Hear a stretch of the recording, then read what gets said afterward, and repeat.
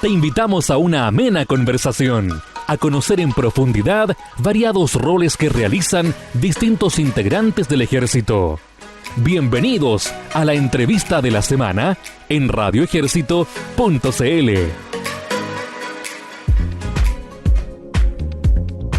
Bienvenidos a otra entrevista de la semana acá en Radio Ejército. Bienvenidos a quienes cada martes nos esperan a las 10 de la mañana para ver qué es lo que vamos a conversar, qué es lo que vamos a aprender en el día de hoy.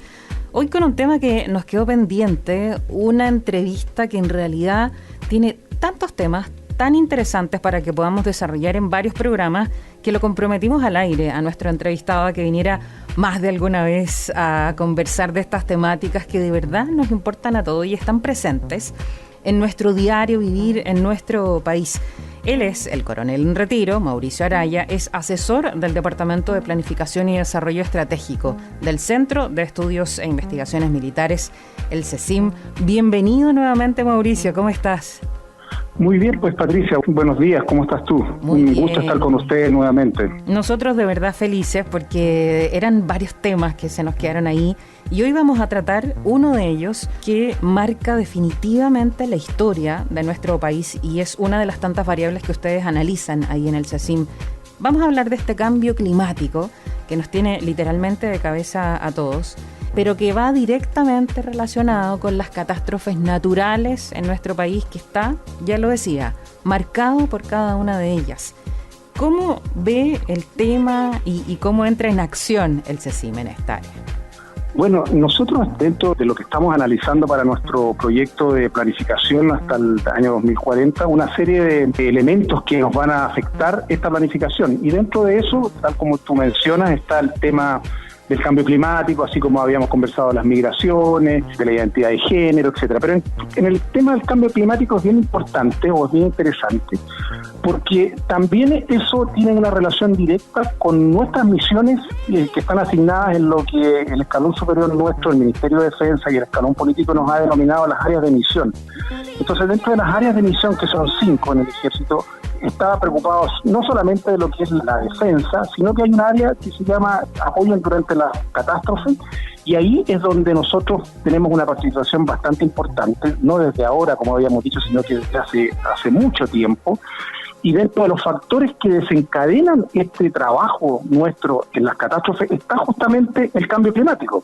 Y habíamos visto, y hay mucha literatura al respecto, en cómo relacionar el tema del cambio climático y la seguridad y la defensa, porque normalmente uno piensa que la seguridad y la defensa está relacionado con la guerra o está relacionado con otras actividades, pero hay un tema con el cambio climático y uno puede pensar, bueno, pero ¿qué tiene que ver, por ejemplo, el cambio climático con la Fuerza Armada o con la defensa? Y ahí es donde está la relación y los estudios que nosotros hacemos con analistas de diferentes especialidades, y vemos que sí hay una relación bastante importante porque, por ejemplo, lo podríamos analizar desde 2 puntos de vista.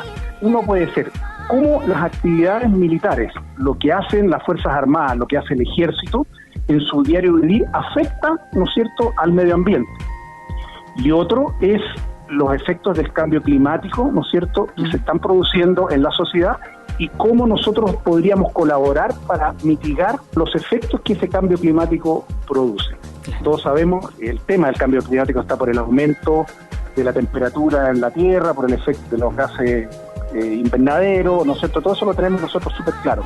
Pero ahí se produce un problema.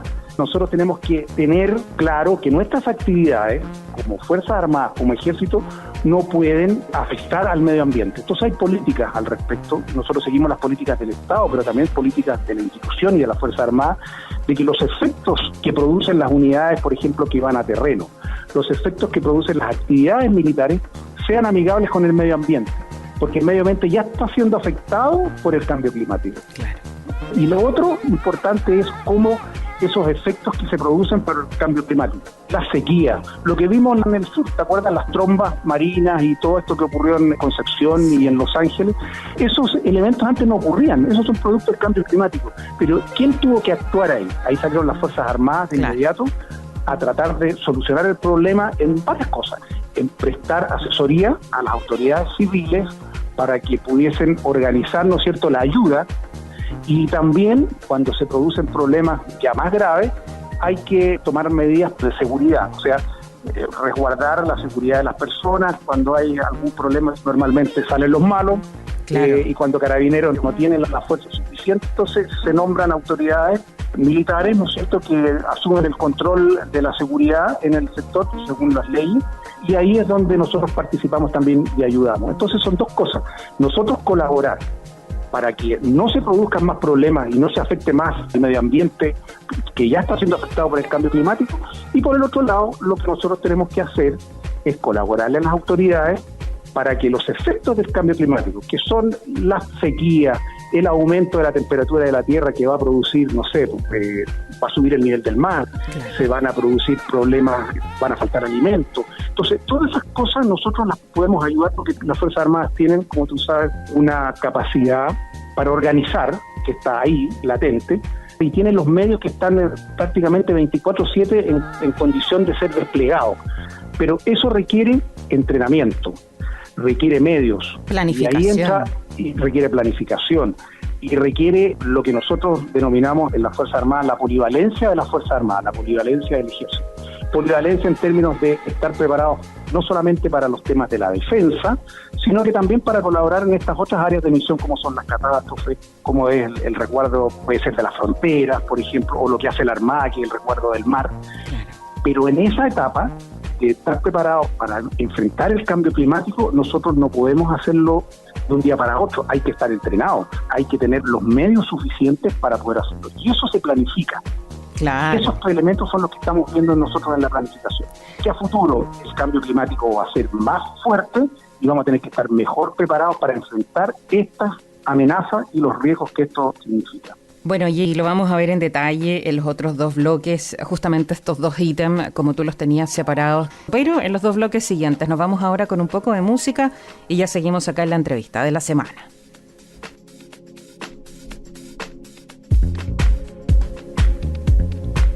Seguimos en nuestra entrevista de la semana acá en Radio Ejército con el coronel en retiro Mauricio Araya, asesor del CECIM, conversando de este tema tan cercano, tan diario y que a nosotros como país nos está afectando tanto, el cambio climático. Una de las dos áreas en las que el Ejército actúa es en cómo contribuir cada uno de ellos, de los integrantes del Ejército, las acciones que realizan, a que este cambio climático no se vaya acentuando, a ser bastante más responsable con nuestra naturaleza. Y hay ejemplos concretos de lo que se vive a diario y de cómo se está movilizando ahora, Mauricio, el Ejército, porque han cambiado harto las cosas. Se lo están tomando en serio el tema. Absolutamente en serio, y no desde ahora, sino que hasta hace muchos años ya que el Ejército tiene un tema al respecto con el medio ambiente y los efectos que nosotros podemos producir para deteriorar ese medio ambiente por producto de las actividades militares que se realizan tanto en el campo, en el entrenamiento, como en las ciudades.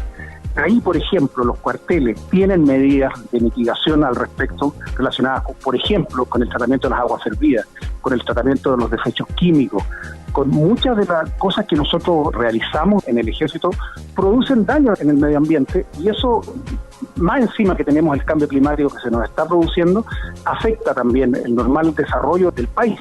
Ahí es donde se han dictado políticas, se está trabajando y se está planificando en el futuro de mejorar estas medidas. Hay planes al respecto y dentro de nuestra planificación de desarrollo estratégico a futuro, estamos viendo hasta el año 2040, pero ya se está haciendo ya, hay planes relacionados con eso.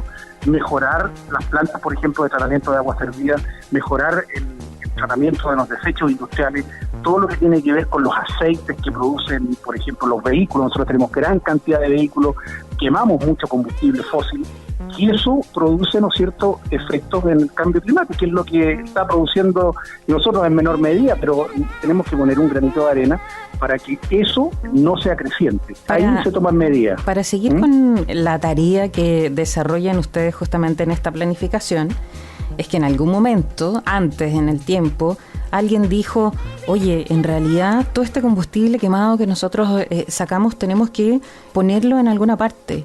Y eso implicó dar una orden y que cambiaran la forma de actuar en cada unidad y comprar además estanques especiales para acumular y coordinar que pasara algún tipo de empresa alguna vez, cada cierto tiempo, de acuerdo a un calendario, retirar ese tipo.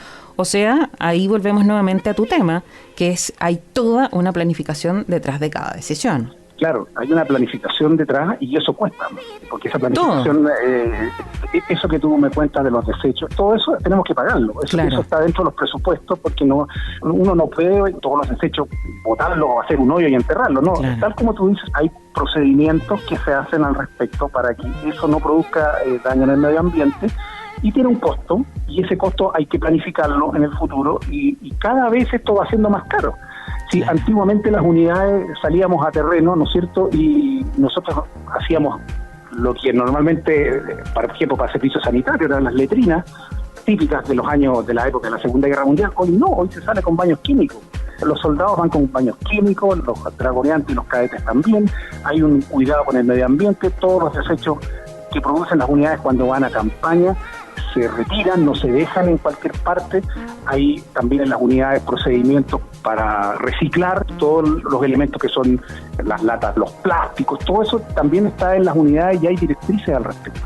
Ahora, todo esto, como te digo, hay que planificarlo en términos de ver cuánto nos va a costar, porque eso tiene un costo, y el Ejército en ese sentido es muy responsable, lo lleva haciendo muchos años y eso lo estamos viendo nosotros ahora. No podemos ser un ente aparte y nos podemos estar contaminando, ¿no es cierto?, y contribuyendo más encima a que el medio ambiente sea peor de lo que está en estos momentos. Mira, para quienes nos están escuchando ahora, por ejemplo, para quienes son papás, para que se entienda aún más la tremenda planificación que ustedes están haciendo. Yo lo estoy conociendo con las entrevistas que tú nos estás entregando, para además tomar conciencia de que cada decisión que ustedes toman se reparte a nivel nacional, no es solo una unidad. Entonces, por ejemplo, los papás que nos están escuchando y tienen un hijo que va todos los días de la casa al colegio, pero resulta que un día decide tomar un taller, y eso significa que ya no va a salir a la misma hora, que a la hora que salía antes coincidía con el trabajo de los papás, por lo tanto ahora van a tener que contratar a alguien que lo vaya a buscar, y en el presupuesto mensual el costo del taller que hay que pagar.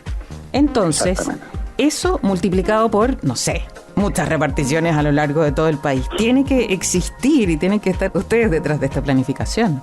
Exactamente, y ahí es donde se hace una planificación estratégica y después se hace la bajada, ¿no es cierto?, en planes de acción, como decimos nosotros, y eso después se traspasa en órdenes y tareas que se van en el día a día o que se dan para el año, respecto a las medidas medioambientales que hay que tener y los costos que esto va a tener. Lo importante es que toda esta planificación, y es una de las cosas que hay que ir aprendiendo, es que todo tiene que estar correctamente financiado. O sea, no sacamos nada con tener muy buenas intenciones de ayudar y colaborar para que el cambio climático no sea más dramático, para que la temperatura de la Tierra no suba, para que no haya más desechos industriales, si no tenemos el financiamiento para hacerlo.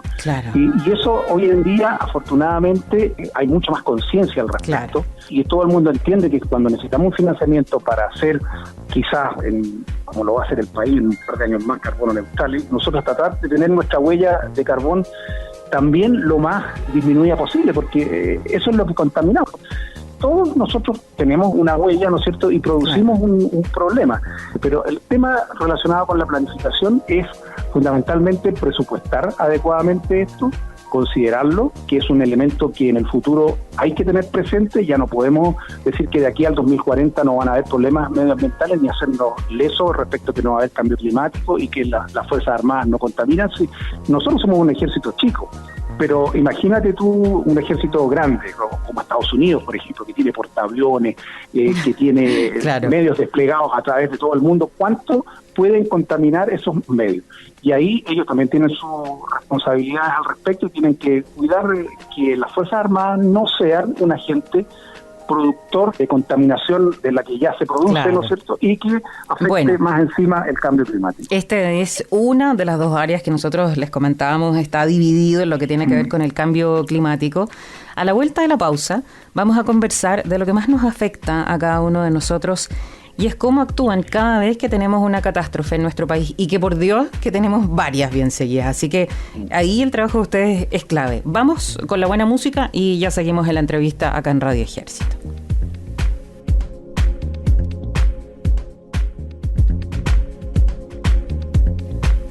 Entrevista de la semana acá en Radio Ejército, con nosotros el coronel en retiro Mauricio Araya, asesor del Departamento de Planificación y Desarrollo Estratégico del Centro de Estudios e Investigaciones Militares, el CECIM. Hablando acerca de este cambio climático, ya lo hablamos de forma general, lo hablamos además de cómo contribuye el ejército a no seguir contaminando, de cómo ha cambiado su política, su forma de actuar. Y ahora cuando llegan, y digo yo que se convierte, lo he dicho más de alguna vez, porque me imagino a alguien afectado, hundiéndose, perdiendo todas sus cosas, y llegando al ejército se convierten en verdaderos héroes. Esta parte es cómo actúan ustedes cuando ya alguna de las catástrofes que padecemos en nuestro Chile tan acontecido ya se dejó sentir sobre alguna de las regiones. Y aquí también hay una planificación importante, Mauricio, porque hay que tener contemplado, me imagino, todos los bienes, y aquí parte del presupuesto es importante. Exactamente, es importante, y aquí hay que desarrollar capacidades. Ese es el tema que nos interesa a nosotros, claro, dentro de nuestra planificación de desarrollo estratégico. Aquí hay que desarrollar capacidades que nos permitan ser polivalentes, como habíamos dicho anteriormente.